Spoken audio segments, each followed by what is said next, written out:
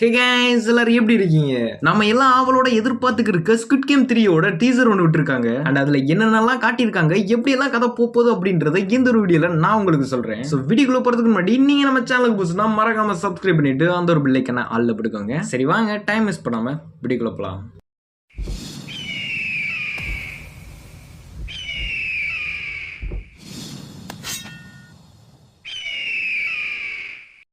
ஃபர்ஸ்டா வந்து பாத்தீங்கன்னா சோல்ஜர்ஸ் எல்லாம் ஒரு சவப்பட்டி எடுத்துட்டு உள்ள வந்து வச்சுட்டு போறாங்க. அண்ட் பிளேயர்ஸ் எல்லாம் ஏன்டா இதை இங்க வச்சுட்டு போறாங்க அப்படின்னு பயத்திலேயே திறந்து பார்க்கும்போது தான் தெரியுது. பிளேயர் 4, 5, 6 நம்ம ஹீரோ இருக்காரு. அண்ட் அவர் அப்படியே கண்ணை திறக்கிற மாதிரியும் காட்டுறாங்க. ஸோ இதுல இருந்து என்ன தெரியுதுன்னா, ஃப்ரெண்ட்மேனுக்கும் நம்ம ஹீரோக்கும் ஏதோ ஒரு வாக்குவாதம் நடந்திருக்கலாம். ஒருவேளை ஃப்ரெண்ட்மேன் வந்து பாத்தீங்கன்னா, நீ இந்த கேம் நடக்கக்கூடாதுன்னு சொல்லிட்டு தானே இவ்வளவு பிரச்சனையும் பண்ண, முன்னாடியே நடத்துறேன், உன்னை வச்சே நடத்துறேன் அப்படின்ற மாதிரி சொல்லி இருந்திருக்கலாம். பட் இப்படிதான் என்னால கன்ஃபார்மா சொல்ல முடியல. பட் இப்படி இருக்கிறதுக்கும் சான்ஸ் இல்லைன்னு தான் நான் நினைக்கிறேன். ஒருவேளை அந்த ஃப்ரெண்ட்மேன் நம்ம ஹீரோட கொஞ்சம் க்ளோஸா இருக்கனால சரி போடா நான் உன்னை விட்டுறேன்டா அப்படின்னு சொல்லி விட்டுருக்காரா, வேற ஏதோ நினைச்சு விட்டுருக்காரான்னு தெரியல. பட் ஏதோ ஒண்ணு நடந்திருக்கு. அது மட்டும் இல்லாம இதுல ஃப்ரெண்ட்மேன் பிளேயரா வரமாட்டார் போல. அண்ட் இந்த ஒரு டீசர்ல ஒரு கேம் பத்தி மட்டும் தான் ரிவீல் பண்ணிருக்காங்க. ப்ளூ பால், ரெட் பால் சொல்லிட்டு ரெண்டு விதமான பால் இருக்கு. சோ ஆளாளுக்கு ஸ்க்ரோல் பண்ணி ஒரு பால் எடுத்துட்டு ரெட் அண்ட் ப்ளூ அப்படின்னு ரெண்டு டீமா பிரிஞ்சு நிக்கிறாங்க. இதுல ஒரு அம்மா புள்ள கேரக்டரை காமிச்சிருந்திருப்பாங்க. அவங்க ரெண்டு பேரும் ஆப்போசிட் டீம்ல போறாங்க. அவங்க அம்மாவுக்கு வந்து பாத்தீங்கன்னா ரெட் கலர் பாலும், அவங்க மயனுக்கு வந்து பாத்தீங்கன்னா ப்ளூ கலர் பாலும் வருது. ஒருவேளை ரெண்டு பேர்ல யாராவது ஒரு ஆள் சாக்ரிஃபைஸ் பண்ண போறாங்கன்றது நல்லாவே தெரியுது. ஏன்னா அந்த சைடு எல்லாரும் கேம் முடிச்சுட்டு சேஃபான இடத்துக்கு வந்ததுக்கு அப்புறம் அந்த ஆளோட அம்மா வந்து பாத்தீங்கன்னா கதறி அழுகிற மாதிரி காட்டி இருந்திருப்பாங்க. மேபி அவங்களோட மகன் இறந்து போயிருக்கலாம். அண்ட் இன்னும் சில பேர் blue colour and red colour டீம்ல எல்லாம் போறாங்க. ஃபைனலா நம்ம ஹீரோ ரெட் கலர் டீம்ல போறாரு. அண்ட் அங்க ரெட் அண்ட் ப்ளூ டீமுக்கு அவங்க கலருக்கு ஏத்த மாதிரியே வெஸ்டும் கொடுக்குறாங்க. பட் இதுல பிளேயர் 388 எந்த டீம்ல போறாருன்ற மாதிரி காட்டல.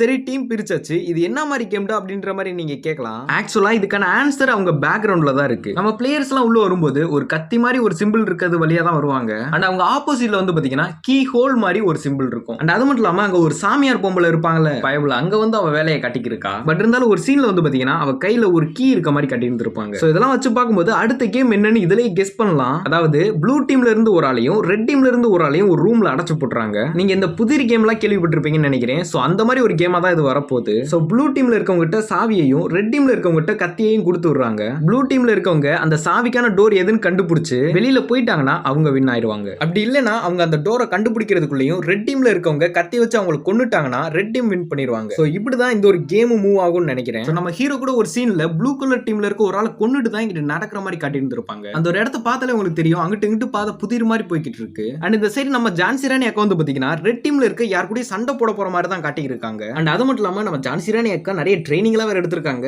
சோ சிக்கனவே கண்டமாக போறான்னு நினைக்கிறேன். அண்ட் அது மட்டும் இல்லாம இந்த சைடு விஐபிஸையும் அடிக்கடி காட்டிக்கு இருக்காங்க. அவங்க சாப்பிடுறது, பிளேயர்ஸை வாட்ச் பண்ணிக்கு இருக்குது. அண்ட் அது மட்டும் இல்லாம ஒரு விஐபியை மட்டும் தனியா காட்டினாங்க. அண்ட் இந்த பக்கம் யாரோ ஒருத்தர் ஸ்கேன் பண்ற மாதிரி காட்டுறாங்க. ஐ மீன் அவங்க காதுக்கு முன்னாடி ஒரு சிப்பு சொறி இருப்பாங்களே, சோ அதை ஸ்கேன் பண்ற மாதிரி காட்டுறாங்க. பட் அந்த ஆளோட முகத்தை காட்டாம பாதி ஃபேஸ் வரையும் தான் காட்டியிருக்காங்க. மேபி அந்த ஒரு ஆளு 246 இருக்கும்னு நினைக்கிறேன்.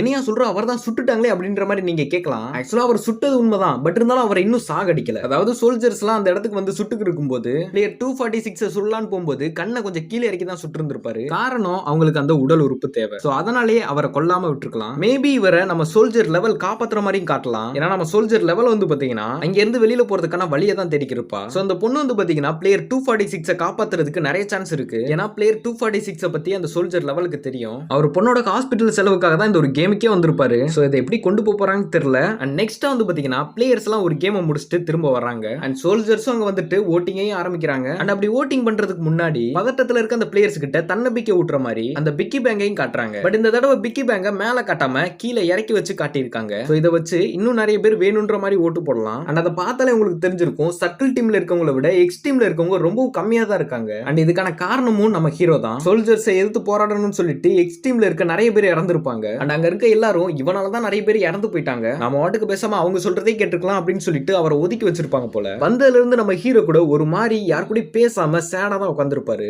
ஓட்டிங் நடக்குது, ஓட்டிங்ல அவர் ஓட் போடக்கூடாது அப்படின்னு சொல்லிட்டு அவர் கையில ஹேண்ட் கஃப் போட்டு வச்சிருக்காங்க. மேபி அவர் ஏதாவது பிரச்சனை பண்ணுவாருன்னு சொல்லிட்டு போட்டு வச்சிருக்கலாம். இல்லனா இனிமே நீ ஓட்டே போடக்கூடாது அப்படின்னு சொல்லிட்டு ஹேண்ட் கஃப் போட்டு வச்சிருக்கலாம். அண்ட் இது ஒரு கேமோட நிக்க போறது இல்ல, கன்ஃபார்மா 2-3 கேம் வரதான் போகுது. ஏன்னா ஓட்டிங் சைட பார்த்தாலே தெரியும் சர்க்கிள் டீம் தான் நிறைய பேர் இருக்காங்க. மேபி அடுத்த கேம்ஸ் செஸ்ஸா இருக்கலாம், இல்லனா அந்த தாவர கேம்ஸா இருக்கலாம். அங்க அவங்க இருக்க அந்த பெட்டுக்கு பேக்ரவுண்ட்ல பாத்தீங்கன்னா எல்லாரும் அப்படியே தாவி போற மாதிரி இருக்கும். சோ ஒருவேளை நெக்ஸ்ட் கேம் இந்த மாதிரி தாவி போற மாதிரி கூட இருக்கலாம். நீங்க நிறைய இடத்துல பாத்திருப்பீங்க இந்த எக்ஸசைஸ்க்காக இந்த மாதிரி தாவி தாவி போவாங்க. சோ அந்த மாதிரி ஒரு கேமா தான் இது வரும்னு நினைக்கிறேன். இந்த மாதிரி ஒரு தாவர கேம் அவங்க கொண்டு வந்தாங்கன்னா சீசன் 1ல கிளாஸ்ல நடக்கிற மாதிரி ஒரு கேம் கொண்டு வந்திருப்பாங்கல்ல, அந்த மாதிரி தான் இது இருக்கும். மேபி அவங்க தவற இடம் வந்து பாத்தீங்கன்னா ரொம்ப ஹைட்ல இருக்கலாம். சப்போஸ் அந்த ஒரு நேரத்துல கை வலிக்குதுன்னு கையை விட்டாலோ, சப்போஸ் தாவிக்கிட்டு இருக்கும்போது கை தவறி கீழே விழுந்தாலோ எலிமினேட் ஆயிடுவாங்க. சோ இந்த ஒரு கேம் கொண்டு வரதுக்கான சான்சஸ் நிறையவே இருக்கு. சோ அப்படி இந்த ஒரு கேமை கொண்டு வந்தாங்கன்னா அங்க இருக்க அந்த வயசானம்மா கண்டிப்பா இறந்துருவாங்க. அண்ட் அது மட்டும் இல்லாம இன்னும் நிறைய பேர் இறக்குறதுக்கு சான்சஸ் இருக்கு. ஏன்னா தவிக்கிட்டே அவ்வளவு ஹைட்ல இருந்து அங்கிட்டு போறதுன்றது சாதாரண விஷயம் இல்ல. மேபி இந்த ஒரு கேமை கொண்டு வந்தாங்கன்னா நிறைய பேர் இறக்குறதுக்கு சான்சஸ் இருக்கு. அண்ட் இந்த சைடு நம்ம போலீஸ்கார அண்ணனையும் காட்டுறாங்க.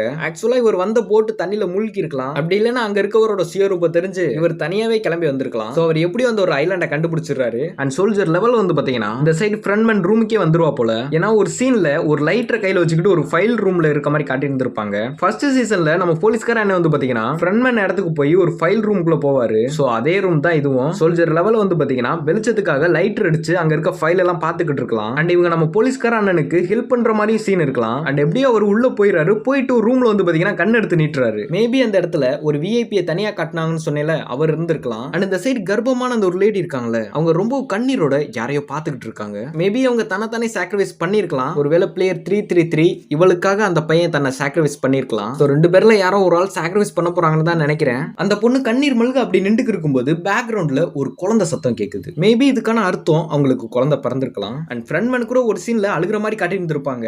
மேபி இதை பார்த்து கூட அவர் அழுதுருக்கலாம். ஏன்னா அவங்க ஒய்ஃபும் பிரெக்னெண்டா இருக்கும்போது தான் இறந்து போயிருப்பாங்க. சப்போஸ் ஒருவேளை அவருக்கு அந்த பொண்ணை பார்த்த உடனே அவரோட ஒய்ஃப் ஞாபகம் வந்து அவர் அழுதுருக்கலாம். மேபி அவர் இதுக்கப்புறம் கூட நம்ம இந்த கேமை நிறுத்துவோம்னு சொல்லிட்டு இந்த ஒரு கேமுக்கு ஒரு முற்றுப்புள்ளி வைக்கலாம். பட் இருந்தாலும் அதுக்கான வாய்ப்பு ரொம்ப கம்மி தான். நம்ம ஹீரோ இதுக்கப்புறம் கேமை நிறுத்துறதுக்கு முயற்சி பண்ணுவாரான்னு தெரியல. ஏன்னா கிட்டத்தட்ட எல்லா பிளேயர்ஸும் அவரை வெறுக்க ஆரம்பிச்சிட்டாங்க. அவர் பார்த்தாலே தெரிஞ்சிருக்கும் யார்கிட்டையும் பேசாம அவர் வாட்டுக்கு ரொம்ப தனிமையா தான் இருக்காரு. பட் அவர் மைண்ட்ஃபுல்லா இவங்க எல்லாரும் எப்படியாவது காப்பாத்தணும்னு சொல்லிட்டு தான் ஓடிக்கிட்டு இருக்கு. அண்ட் போன சீசன் போஸ்ட் கிரெடிட்ல வந்து பாத்தீங்கன்னா ரெட் லைட் கிரீன் லைட்ல வரக்கூடிய அந்த ஒரு பொம்மையை காட்டி இருந்திருப்பாங்க. அதுலயும் அந்த ஒரு பொம்மைக்கு ஆப்போசிட்ல இன்னொரு பொம்மை இருக்க மாதிரி காட்டி இருந்திருப்பாங்க. போன சீசனோட ஃபர்ஸ்ட் எபிசோட்ல எல்லாரும் மத்தவங்களுக்கு பின்னாடி நின்று அந்த பொம்மைக்கு தெரியாம மறைஞ்சிருந்திருப்பாங்க. சோ அப்படி பின்னாடி இருக்கவங்களை கண்டுபிடிக்கிறதுக்காக தான் அந்த ஆப்போசிட்ல ஒரு பொம்மை இருக்கு அப்படின்ற மாதிரி எல்லாம் நிறைய பேர் சொல்லி இருந்திருப்பாங்க. அண்ட் இந்த ஒரு சீனை எதுக்காக கொடுத்திருந்தாங்கன்னு தெரியல. மேபி இந்த ஒரு பிளேஸை சீசன் 3ல கொண்டு வந்தாலும் கொண்டு வரலாம். அப்படியும் இல்லனா இது சீசன் 4க்கான அப்டேட்டா இருக்கலாம். ஏன்னா அந்த லைட்ஸ்க்கு பின்னாடி வந்து பாத்தீங்கன்னா 04 அப்படின்ற மாதிரி ஒரு போர்டு இருக்கு. ஒருவேளை இது சீசன் 4 குறிக்கலாம். ஒருவேளை அந்த போலீஸ்காரர் இந்த ஐலாண்டை கண்டுபிடிச்சதுக்கு அப்புறம் அங்க இருந்து எல்லாரும் தப்பிச்சு வேற ஒரு புதுசா ஒரு ஐலாண்டுக்கு போறாங்க. அண்ட் அப்படி போய் அங்க மறுபடியும் ஸ்குவிட் கேம் ஆரம்பிக்கிறாங்க. சோ அப்படி போன இடத்துல இந்த ஒரு பிளேஸை உருவாக்கி இருக்கலாம். மேபி அப்படிதான் கொண்டு வருவாங்கன்னு நினைக்கிறேன். இது சீசன் 3ல வரதுக்கான வாய்ப்பு ரொம்பவும் கம்மி தான். ஏன்னா ஆல்ரெடி சீசன் 3ல இருக்கவங்க red light green light game விளையாண்டுட்டு தான் வர்றாங்க. சோ இது சீசன் 4க்கான அப்டேட்டாவும் இருக்கலாம். எப்படியும் அடுத்த சீசன்ல ஒரு சம்பவம் இருக்குன்னு மட்டும் தெரியுது. இதுல எத்தனை பேர் சாக போறாங்க, எத்தனை பேர் பொழைக்க போறாங்க,